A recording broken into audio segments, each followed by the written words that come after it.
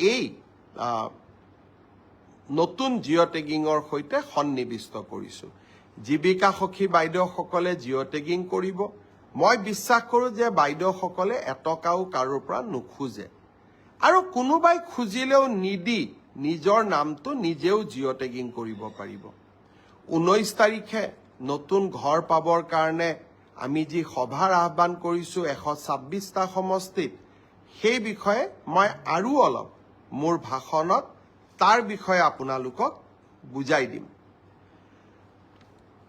এডিআৰিৰ result দিলে মই অত্যন্ত আনন্দিত যে তৃতীয় আৰু চতুৰ্থ শ্ৰেণীৰ ৰিজাল্ট দিয়াৰ পিছত সকলোৱে এটা কথা স্বীকাৰ কৰিছে যে এই ৰিজাল্ট মেৰিটৰ আধাৰত হৈছে, মেধাৰ ভিত্তিত হৈছে।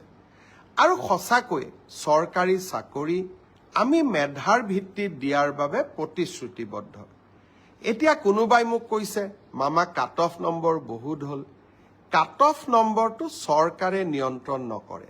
যদি 3000 পোষ্ট থাকে আমি 2জন কৰি বা 3জন কৰি উত্তীৰ্ণ প্ৰাৰ্থীক মাতো।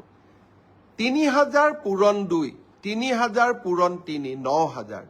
মেৰিট মতে 9000 নম্বৰটো আহি যোৱাৰ লগে লগে 9000 নম্বৰ লাভ কৰা ব্যক্তিজনৰ যিটো নম্বৰ সেইটোৱে কাট অফলৈকে ৰূপান্তৰিত হয়।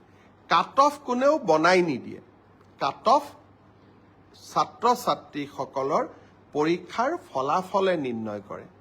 কোনোবাই যদি ভাবে যে কাট অফ বেছি হৈছে, তাৰ মানে ইয়াকে বুজাব পাৰি যে সঁচাকৈয়ে এইবাৰ পৰীক্ষাৰ ফলাফল যোৱাবাৰতকৈ ভাল হৈছে।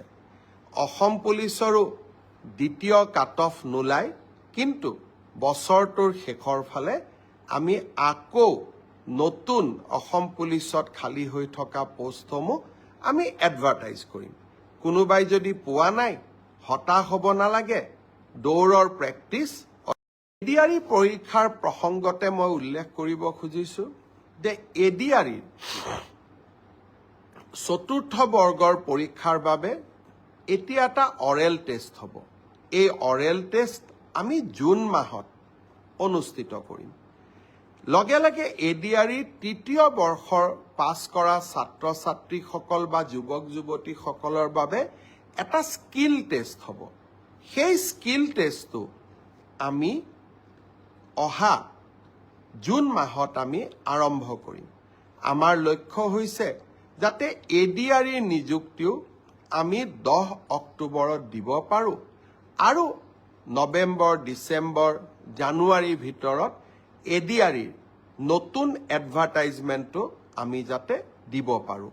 অৰ্থাৎ আমি আমাৰ যুৱক যুৱতীসকলৰ মাজত আশাৰ বন্তি গছি আমি জ্বলাই ৰাখিব খুজিছোঁ। আঙুৰলতা ডেকাই এই ব্ৰডকাষ্ট চাই আছে, মিন্ময়